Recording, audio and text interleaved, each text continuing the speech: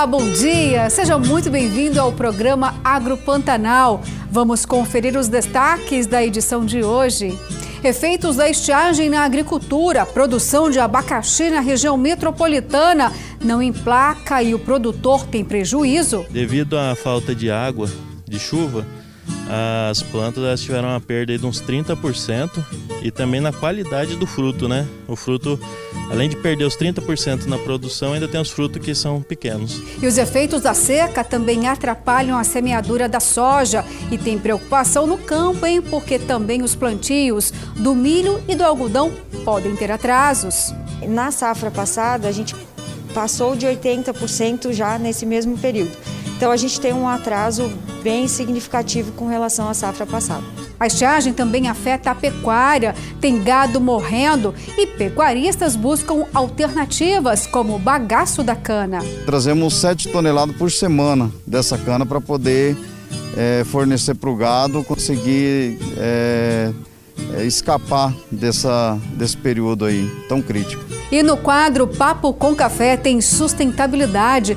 Vamos falar sobre o guardião das águas com a AproSoja e a conservação das nascentes em Mato Grosso.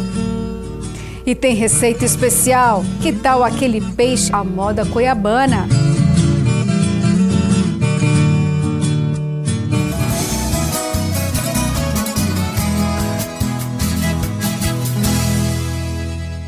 Começamos a edição de hoje falando sobre os efeitos da estiagem na agricultura. Aqui na região metropolitana, infelizmente, a produção de abacaxi praticamente não existe mais, foi dizimada. Embora a chuva já tenha iniciado, mas ainda não foram suficientes para conseguir trazer para a agricultura a produção que ela precisa. O homem do campo, ao invés de colher riquezas da terra, está colhendo prejuízos. Foram plantados 35 mil pés de abacaxi em abril do ano passado. A colheita deveria ser feita em meados de setembro deste ano, mas a forte seca dos últimos meses afetou a produção.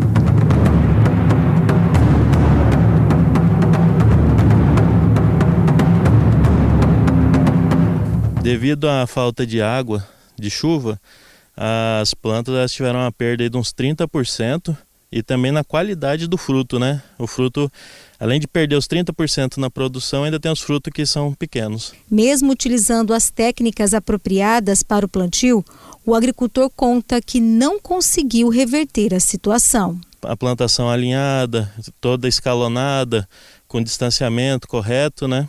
A adubagem, a falta hídrica, ela acaba com o plantio. Nesta outra área, a perda foi muito maior. Há 5 anos, seu Getúlio produz abacaxi. E este ano, a seca foi tão severa que parte dos abacaxis plantados ficou assim, queimados. Tudo isso devido às altas temperaturas, o calor excessivo e a falta de água. O abacaxi, apesar dele é uma planta que ele aguenta bastante sol, mas esse ano realmente foi fora de sério a seca aqui. Então o abacaxi não aguentou, tanto é que está aí, as frutas estão comprovadas aí, os pés morrendo, as frutas não conseguiu nem sair do pé, que a maioria nem produziu. Esse abacaxi tem 18 meses já de plantado e está aí, como você está vendo aí, nem fruta quase você não vê. E o sentimento é de tristeza. Aí a gente até parou, tá vindo só fim de semana porque não tem outra coisa aqui, chega aqui ver o abacaxi acabado aí, então a gente só tá vindo final de semana. E agora é limpar tudo de novo e tentar plantar de novo, porque não tem outra saída. O engenheiro agrônomo da Secretaria de Agricultura de Cuiabá explica que esta situação foi atípica e que a única forma para evitar tanta perda seria o uso do sistema de irrigação. Para Cuiabá, que tem isso muito agravado, por quê? Porque a maioria dos sistemas de produção do município de Cuiabá, eles não são irrigados. E essa limitação causa consequências, né, gravíssimas, né? Principalmente em relação ao aumento do risco produtivo e a condição de que você produz simplesmente no período do chuvoso, fazendo com que o preço da produção caia bastante. Mesmo o solo da região sendo pedregoso, a cultura do abacaxi se adapta muito bem. por mais que seja um solo pedregoso, a gente fala solos de gorgulho, né, que tem a apresentação de cascalhos na superfície, mesclado a esse cascalho nós temos um solo areno-argiloso que de alguma forma apresenta uma fertilidade. Se você fizer a calagem, as adubações e o manejo adequado, a gente tem sim características para se produzir, né, uma cultura de boa produtividade, entendeu?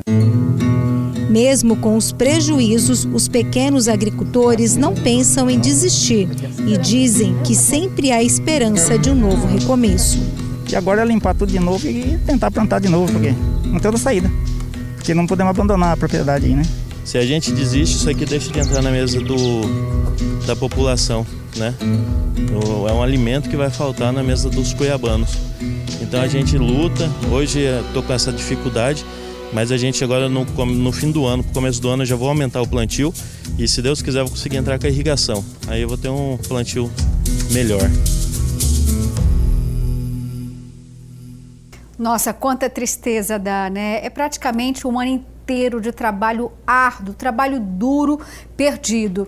E a gente viu ainda o produtor falando, né? Se Deus quiser, o ano que vem eu vou ter irrigação. Era para todo mundo da agricultura familiar conseguir ter esse mecanismo. É uma tecnologia tão simples, mas é muito necessária. É água, a matéria-prima praticamente quase que principal para que qualquer cultura alavanque, né?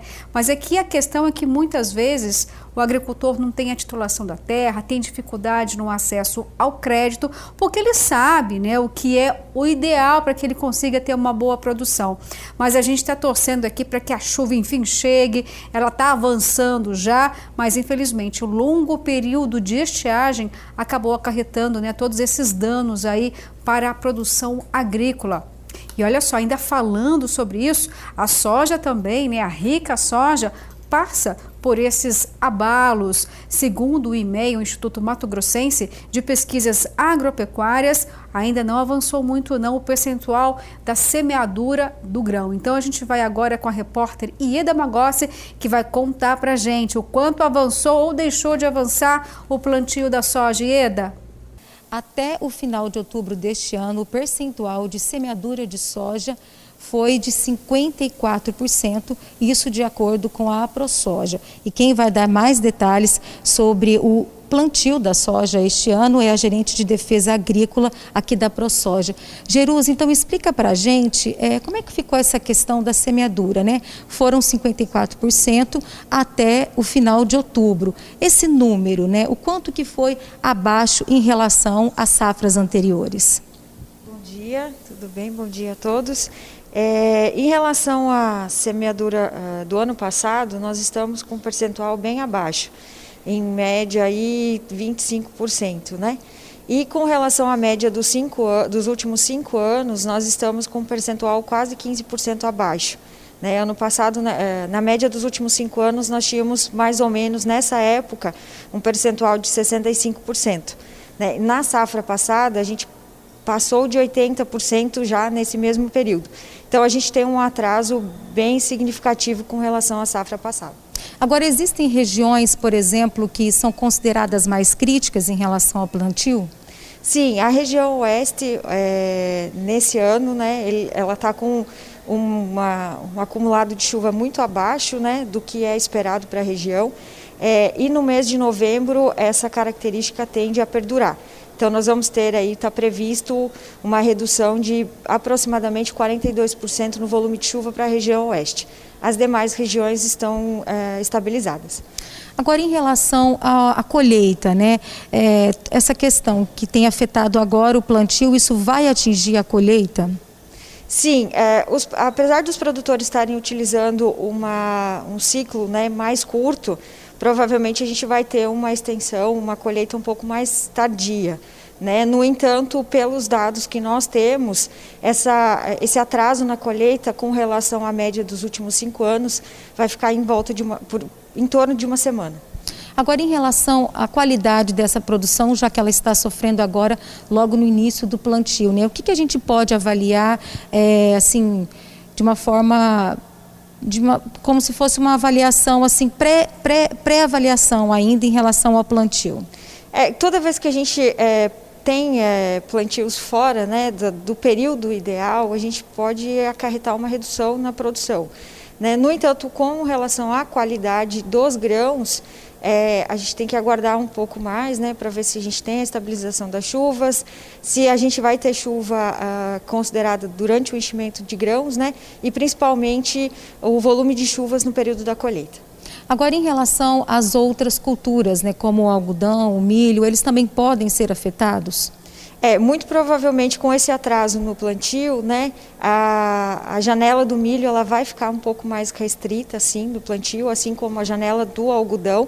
Então tem-se uma projeção de que pelo menos 20% da safra do milho seja semeada fora da janela ideal. Uhum. Mas isso a gente só vai saber ainda lá na frente, né? Isso, tem que aguardar mais um pouco, né? Porque os trabalhos estão avançando, as chuvas estão se estabilizando no estado todo, então eu acredito que vai ter um aumento aí bem expressivo do percentual de plantio ainda nessa semana. Ok, então, Jerusa, muito obrigada pelas suas informações. E o que a gente espera, Nayara e Luciana, é que as chuvas se normalizem e que a produção, né, do nosso estado não seja prejudicada. Ok, Edu, obrigada pelas informações e a gente vai ficar aqui, olha, torcendo para que a chuva avance ainda mais em Mato Grosso, né? Até porque se atrasa o plantio da soja, consequentemente, como nós vimos aí na reportagem, também acabam atrasando as culturas de milho e algodão, e aí é prejuízo financeiro na certa, até porque tem contratos internacionais que precisam ser cumpridos. Aí desencadeiam o efeito dominó.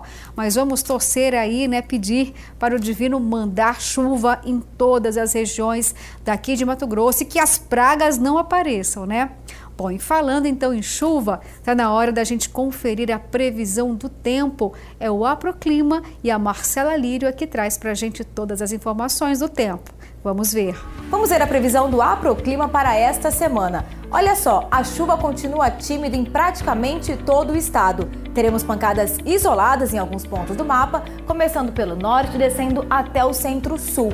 A partir de sexta-feira, a chuva deve se espalhar por todas as regiões, mas com pouca intensidade, não ultrapassando os 50 milímetros. Com o retorno das chuvas, ainda que irregulares, o plantio chegou aos 54% da área prevista. Os produtores têm intensificado os trabalhos no campo, aproveitando a umidade do solo.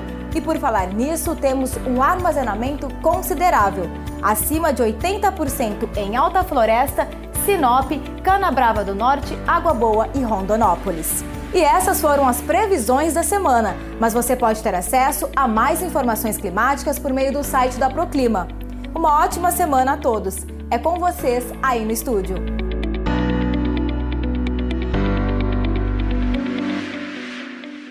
Tomara mesmo, né, gente, que chova em Mato Grosso, porque a gente acabou de mostrar aqui prejuízos, né, nas lavouras de abacaxi, pecuária com boi morrendo, e a chuva pode ser aí a grande salvação da pecuária e da lavoura. Mas olha, diante de todo este cenário, parece que teve uma mudança aí que pode trazer, né, algum impacto positivo nesse cenário. É porque houve a prorrogação da redução de ICMS. Quem vai contar essa história pra gente, vai explicar tudo direitinho, é o nosso consultor financeiro do agronegócio, Orleans Tikacheski. Orleans, por favor, traga uma boa notícia pra gente. Explica o que é essa prorrogação. Bom dia, Luciana. Bom dia a você, nosso amigo produtor rural. Essa prorrogação, Luciana, ela é muito importante aí para os produtores que precisam comprar os insumos, né, para plantar, para cultivar aí a sua safra, e também para aqueles produtores que vão investir em máquinas e equipamentos agrícolas. Na prática, essa prorrogação ela vai acontecer até o dia 31 de março de 2021, o que vai beneficiar aí os produtores na aquisição dos insumos para a próxima safra já, e também na aquisição de máquinas e implementos agrícolas. As alíquotas elas estão reduzidas, tanto no convênio de alíquota 100, que na prática é fertilizantes e defensivos agrícolas, quanto também na 52, que trata de máquinas e implementos aí que são trazidas de estado para estado, né? Então todo o território nacional tem esse benefício hoje até o dia 31 de dezembro e agora então prorrogado até o dia 31 de 3 de 2021. Mas, Juliana, explica pra gente, essa redução aí de alíquota do ICMS serve para os pequenos, médios e grandes? Ajuda todo mundo ou não é bem assim? Olha só, Luciana, é importante esse cenário porque na prática os produtores que mais investem em tecnologia, inovação, em máquinas e implementos agrícolas são produtores médios e grandes.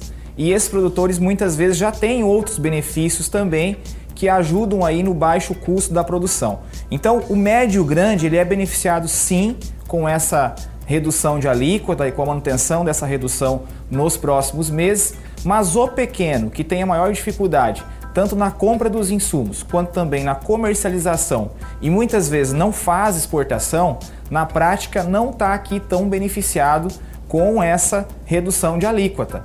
Então a nossa orientação para o pequeno produtor é que aproveite o momento até o final de 2020 na redução de taxas de juros e também na isenção de IOF. Esse é um grande incentivo que a própria política econômica atual está trazendo para que os produtores pequenos possam se restabelecer, possam evoluir, possam adquirir mais equipamentos e máquinas nacionais ou importadas e investir, quem sabe aí até numa irrigação para passar esse período agora de seca, né, Luciana? Nós vimos hoje aí várias propriedades pequenas tendo dificuldade aí para cultivar as suas culturas e com certeza esse benefício tanto da redução de taxa de juros quanto também da redução da alíquota de IOF é fundamental para que eles possam cada vez se capitalizar mais. Ô Porleans, eu gostei muito de uma coisa que você disse aí em relação à irrigação. O que a gente pode aí ajudar os produtores com esse sistema? Tem linhas especiais? O que o mercado está trazendo nesse momento? Luciana, o mercado tem oferecido cada vez mais crédito para produtores rurais, tanto pelo período do Covid que nós tivemos, então esse público ele é um público-alvo hoje das instituições financeiras, e a própria política econômica que reduziu a taxa de juros beneficia um pouco mais os produtores na aquisição aí, de alguns implementos, de algumas máquinas que podem ajudar no dia a dia. E a irrigação, existem projetos, né, que o produtor pode buscar aí com engenheiro ou mesmo com instituições financeiras que podem beneficiá-lo. E aí existem linhas específicas sim, as instituições financeiras têm oferecido muito isso e é o momento para esse produtor buscar encontrar isso no mercado. Obrigada, Eulians. Olha só, foi uma aula aqui pra gente, com certeza vai ajudar muitos produtores, viu? E olha, não saia daí porque vamos continuar falando sobre este longo período de estiagem que tem boi morrendo em Chapada dos Guimarães. Eu volto já.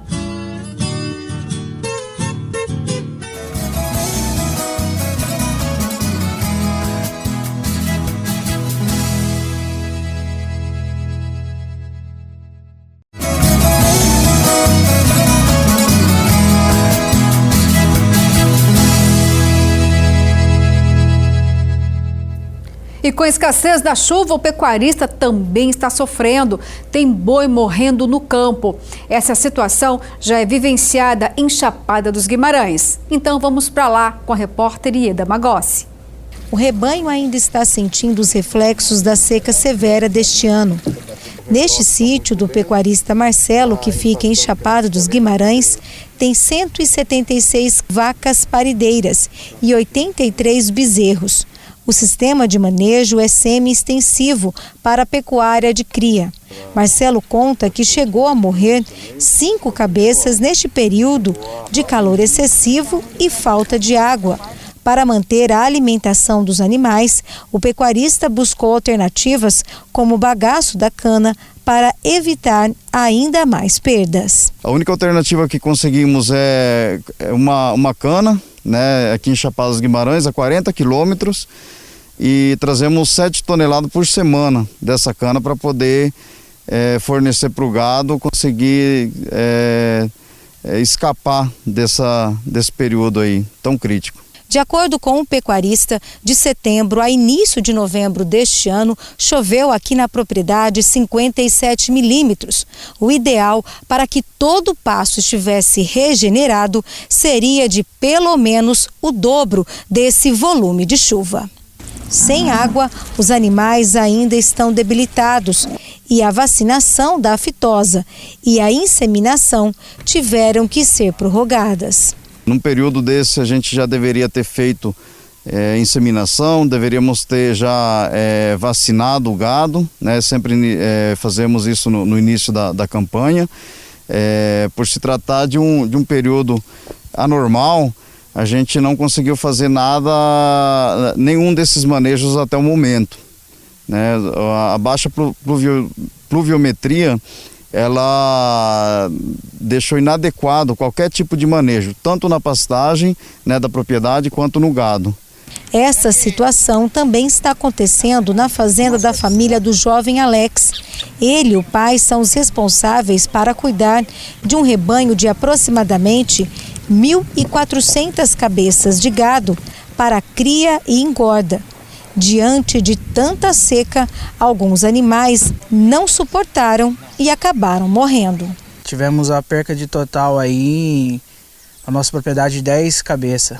Os pecuaristas reclamam do preço dos insumos para alimentar os animais. O custo, ele hoje de uma ração que eu comprava a 50, 55 reais, está em torno de 69, 72 reais, de uma ração com 18% de proteína. Então teve um custo, né, do período muito alto. Isso se dá por conta da falta de insumos, né, básicos da ração, né, da soja, do milho.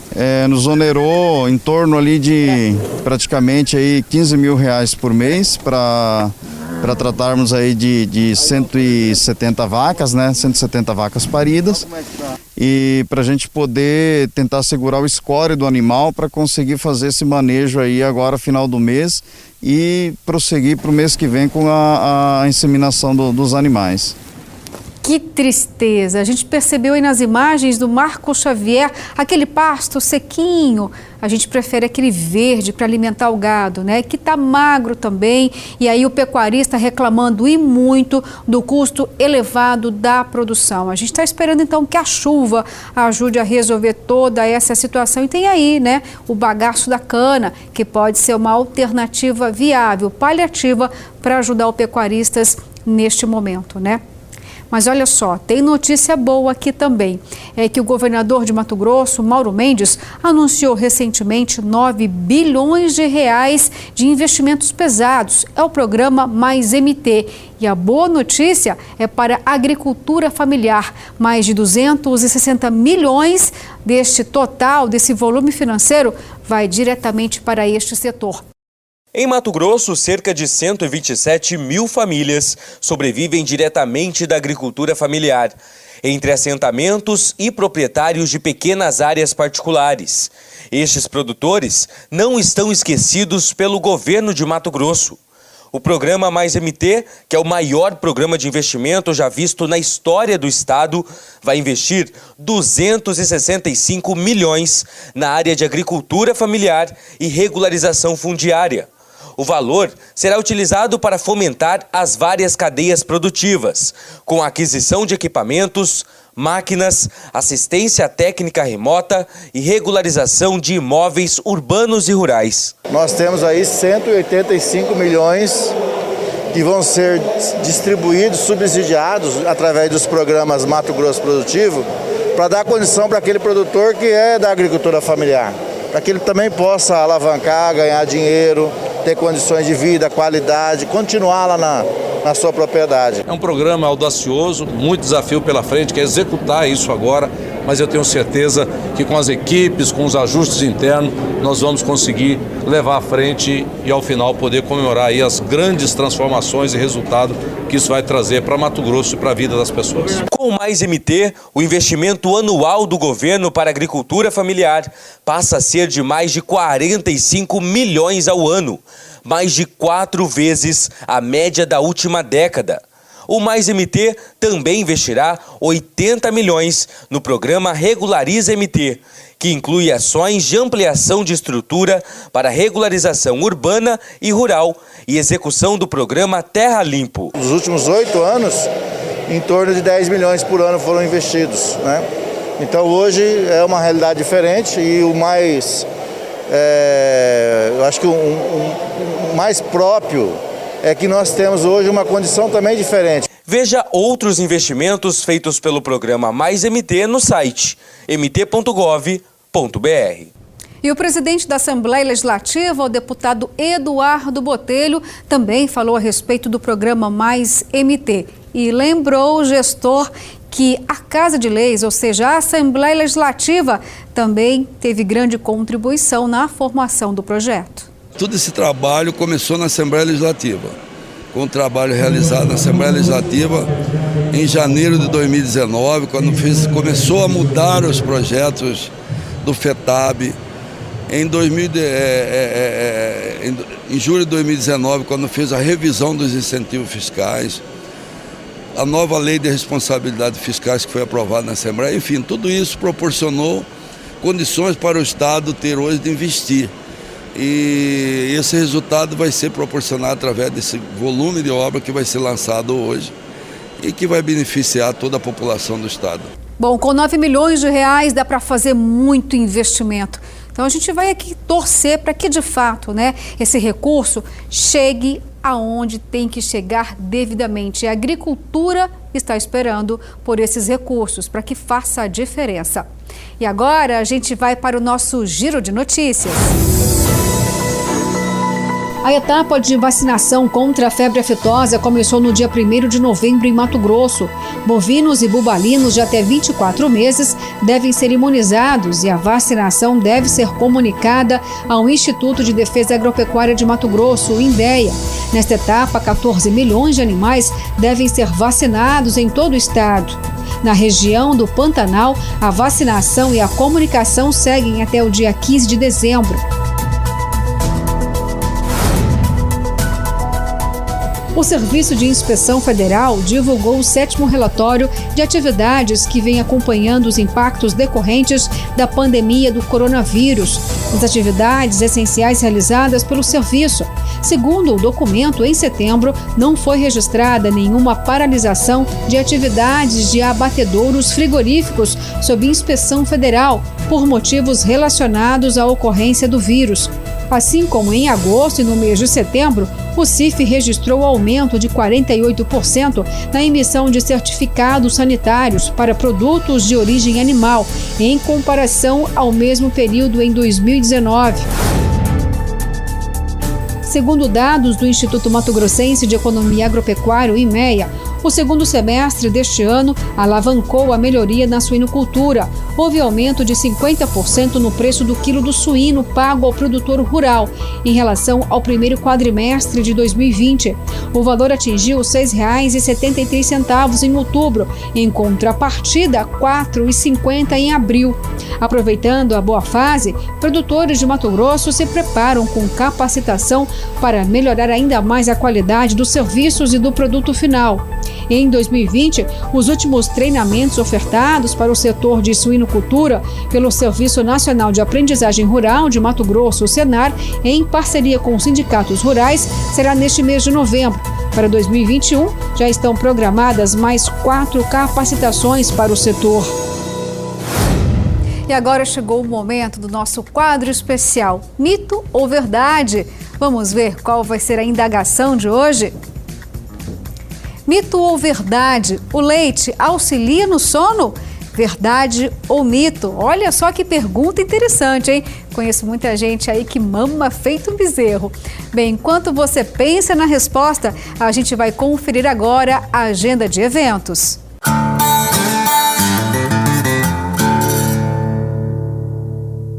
Curso de transformação caseira de produtos de origem animal em embutidos, defumados e beneficiamento e conservação do pescado, de 23 a 27 de novembro, na Associação de Pequenos Produtores Rurais do Assentamento Conquista. Tem curso de cultivo da mandioca de 23 de novembro a 27 de novembro, na comunidade Água Sul. Tem curso também de viveirista em fruticultura, dia 30 de novembro e 4 de dezembro, na Associação de Pequenos Produtores Rurais do Assentamento Conquista. As inscrições para esses cursos devem ser feitas no Sindicato Rural de Cuiabá. através do fone 3623-0554 ou pelo e-mail sindicuiabá@famato.org.br.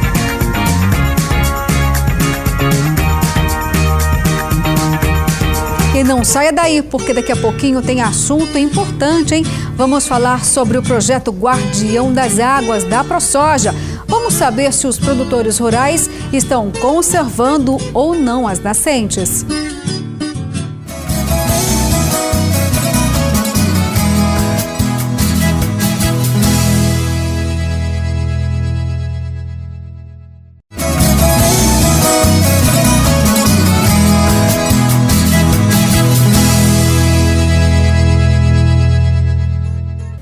Falamos tanto no programa de hoje, né, sobre essa longa estiagem que infelizmente está prejudicando aqui tanto a agricultura como a pecuária e também os sojicultores, já que a semeadura da soja também está em atraso. Só que Mato Grosso, gente, tem algo riquíssimo, de valor praticamente inestimável, são as nascentes. Mas como será que o homem do campo está preservando esse bem incalculável? Isso a gente vai conferir no nosso Papo com Café.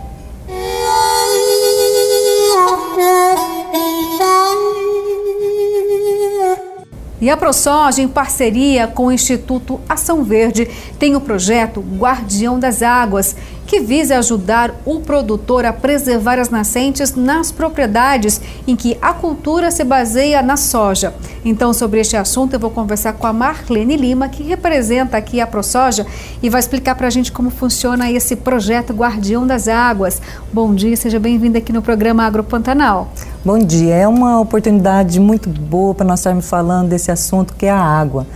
O pessoal fala tanto de floresta, e nós aproveitamos para fazer algo novo, né? Que muitos falavam da água, que a agricultura estava acabando com a água, e nós, a ProSoja, veio com essa iniciativa sustentável para levantar os dados das nascentes. O que estava realmente degradado, né? Porque falava que estava degradando tudo, então a gente tinha essa curiosidade de saber, realmente estava tudo degradado?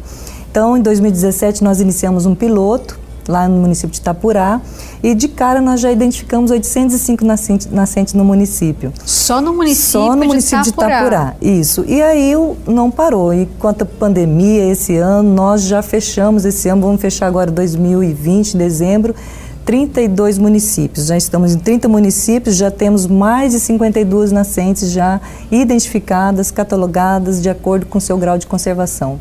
Agora, Marlene, explica pra gente uma coisa, você está falando aí que em Itapurá foram inúmeras nascentes encontradas, mas e as condições dessa nascente? Como você mesmo disse, né?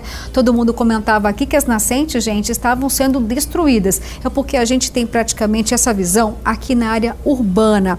Mas Mato Grosso, que é um estado gigante e tem muita soja, que está presente em mais de 30 municípios. Explica pra gente direitinho quando é que uma nascente está de fato preservada. Quais são os critérios para essa denominação?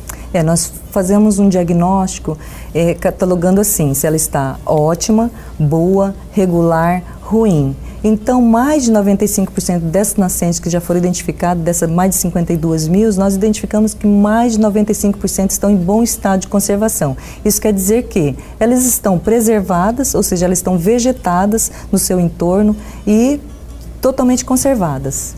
Agora, Marlene, esse trabalho, o projeto Guardião das Águas, ele visita apenas as propriedades de sojicultores, é isso? Nós fazemos o levantamento da agricultura e pecuária, mas nós, como associação de soja e milho, nós damos um foco maior nas áreas de agricultura, né? Então, nós vamos até a propriedade, fazemos um diagnóstico de acordo com as bases cartográficas e imagens, e depois nós vamos em loco para identificar, para constatar realmente como que ela está em loco, essa nascente. E quando essa nascente ela não está preservada, existe aí aplicação de multas nessa propriedade? Qual é o trabalho para fazer a restauração? Com o Código Florestal, isso veio com a possibilidade do PRA, que é o Programa de Regularização Ambiental da SEMA, né, do Estado. E do Brasil todo, mas a SEMA aqui a gente chama de SINCAR e PRA. Com isso, o produtor, nós apoiamos o produtor, trazemos ele, mostramos que ele tem que continuar com a sua regularização diária e nós apoiamos ele naquelas propriedades onde tem algumas nascentes que ainda precisam de um restauro, precisa da intervenção humana para que ela volte ao seu estado original. Então nós apoiamos o produtor rural para que esses 4%, 5% que estão degradados, precisam de alguma intervenção, então nós apoiamos eles com apoio de mudas, com a muvuca, né, que é a chuva de sementes. Então isso é um segundo passo que nós vamos estar fazendo a partir de 2021. Bom, o projeto ele foi idealizado em 2017, começou a entrar em cena aí em 2018, passamos agora 2020 pela pandemia e tem 2021. Existe um prazo para encerrar esse trabalho? Nós vamos fazer todos os municípios onde há soja e milho, né? Por enquanto nós fechamos aí 30 municípios, nós aí temos uns mais de 60 municípios, então nós vamos fazendo ao longo do tempo. A hora que fechar todos os municípios que produzem soja e milho, nós iniciaremos assim um outro processo, talvez de intervenção, uma outra fase do processo, que é a revisitação, porque nós vamos estar levantando a partir de 2021, fazendo o restauro, e depois nós vamos dar continuidade no monitoramento, porque o produtor rural, a cada 2 anos, ele tem que fazer um laudo técnico para informar a SEMA como que está realmente essa nascente, que é o processo de regularização ambiental na SEMA, no órgão ambiental. Surpreendeu o fato de que tem um percentual bem alto de preservação das nascentes nessas propriedades, já que muitas críticas existem também ao setor? A todos nós, né? Todo lugar onde nós levamos as informações do Guardião das Águas, o pessoal fica realmente surpreso, porque dizia-se ao contrário, dizia que 95% das nascentes, das águas, das áreas de preservação permanente estavam todas degradadas, mas na verdade é ao contrário, mais de 95% das nascentes nós identificamos que elas estão em bom estado de conservação. Até porque é importante a gente também ressaltar, acho que você pode explicar bem isso, Marlene, em uma propriedade, praticamente a maior parte daquela área tem que ser preservada de acordo com o Código Ambiental. Explica pra gente essa proporção. De acordo com o Código Florestal, dependendo também do seu bioma, né, de onde ele está, porque nós temos 3, né, nós temos floresta, cerrado e pantanal. Então na floresta tem que ter 80% de sua propriedade tem que ser preservada em floresta em pé, ou seja, sua reserva legal. No bioma cerrado tem que ser 35% e no Pantanal 20% e 35% dependendo da situação de que está a propriedade rural. Então, além desse percentual de área de floresta, ainda temos que deixar as nascentes e a vegetação de área de entorno, que a gente chama de mato ciliar, área de preservação permanente. Então, é a floresta, que é a reserva legal, e mais a vegetação do entorno das águas. Agora, as críticas permanecem em relação, né, à monocultura da soja em algumas regiões. Mato Grosso tem 141 municípios, a soja está presente em grande número, né, mais de 30 propriedades, grandes propriedades, tem as pequenas também. Agora, esses produtores, eles estão então ajudando a preservar ou estão destruindo o meio ambiente? Na verdade, o produtor rural, ele é um guardião não só das águas, mas também das florestas. Nós vamos mostrar os dados do guardião, não só das suas águas, mas também da sua vegetação. Nós levantamos dados do município, dados de área consolidada, dados de área de uso, ocupação, de vegetação e das suas águas, das suas nascentes, da preservação. Então, o produtor rural, ele o tempo todo ele faz isso, ele usa o solo, mas a agricultura do Mato Grosso, nós podemos dizer que é com responsabilidade ambiental. Agora, para a gente encerrar, quais são os próximos municípios ou a região que vai receber o projeto? Nós temos ainda esse ano, nós vamos fazer, além dos municípios produtores de soja, nós vamos fazer Cuiabá. Então, Cuiabá está em fase final, nós estamos deixando aí, acredito que até 15 de dezembro nós vamos ter também, não só os municípios, né, produtores de soja e milho, mas também o município de Cuiabá vai ganhar esses dados aí do Guardião das Águas. Mas só nas propriedades rurais? Não, na verdade o Guardião das Águas, ele levanta também as nascentes dos municípios, né? Mas nós vamos fazer em especial de Cuiabá, porque o povo cuiabano merece saber como estão as suas águas, né? Olha, não precisa nem ser especialista, Marlene, para saber o quanto esse projeto, então, vai ser importante aqui para a região metropolitana, eu vou dizer, porque, infelizmente, a gente passa pelas avenidas, olhamos para as nascentes e a gente vê ela pedindo socorro e a gente pensa, meu Deus, ninguém vai fazer nada, cadê o poder público, cadê as instituições para salvar um bem, né, tão importante, que tem aí um valor incalculável, imensurável. De repente pode ser a solução. Pode ser, sim. Estamos à disposição. Assim que nós tivermos os dados, nós vamos vir mais uma vez aqui falar só de Cuiabá. Com certeza, porque a gente não vai ter aqui esse dado tão importante, né, da agricultura, do agronegócio, de que 95% das nascentes nas propriedades rurais estão preservadas. Mas olha, muito obrigada pela sua participação. Vou contar assim então com o projeto Guardião das Águas. Obrigada. Está chegando já a hora do almoço, vai batendo aquela fome e você vai ficar aí com uma receita maravilhosa.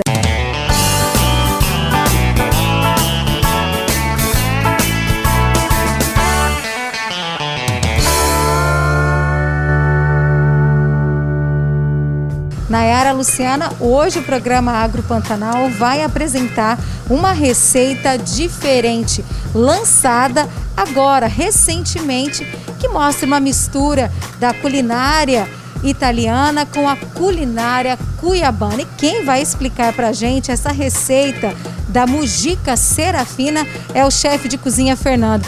Fernando, então explica pra gente como é que surgiu essa ideia aí de misturar a culinária cuiabana com a culinária italiana. Então, o Serafina sempre buscou pratos regionais, entendeu? Então a gente vai misturar um pouquinho da mujica, que é tradicional de Cuiabá, com um pouquinho de ingredientes italianos também. Bom, então vamos falar para o nosso telespectador quais são os ingredientes que ele vai precisar para fazer essa receita. 150 gramas de pintado, croutons, molho de tomate e temperos regionais, tipo a pimenta de cheiro, banana, farofa de banana, essa não pode faltar. Bom, então vamos para o passo a passo então da receita, Fernando? Já botou o azeite já no caso, né?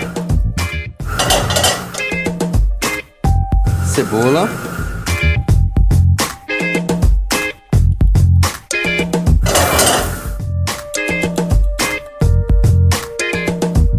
O alho. Tomate picado.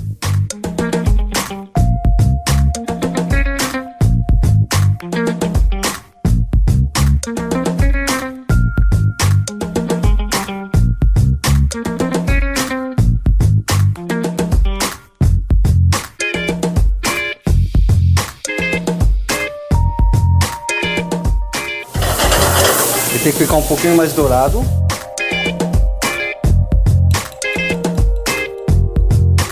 Desmanchar para ficar mais consistente.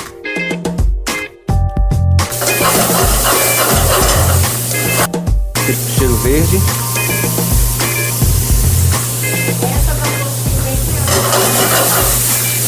Bem regional, né?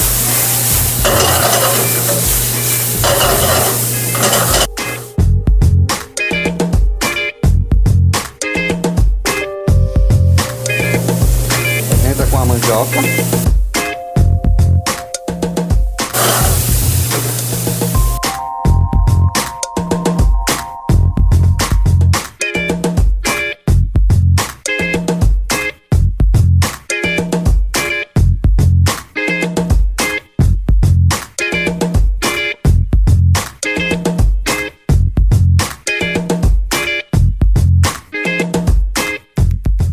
Esperar o peixe cozinhar um pouco, tá?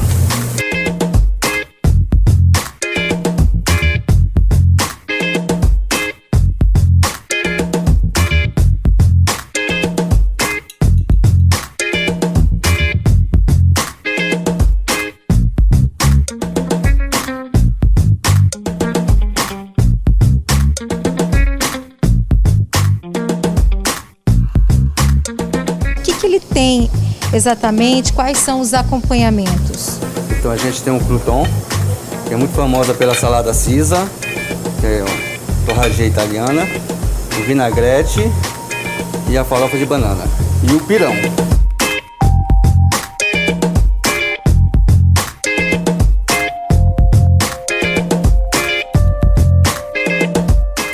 Muito saboroso, bem italiana com a cuiabana e bastante aroma. E é rápido também. E rápido.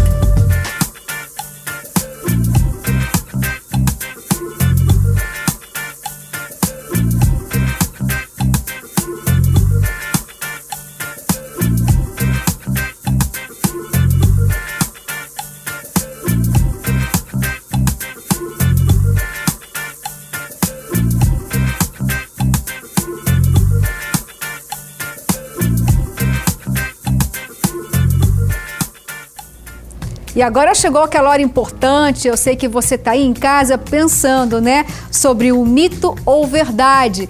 Vamos ver então se o leite de fato contribui com o sono ou não é nada disso? Então, de olho aqui na tela.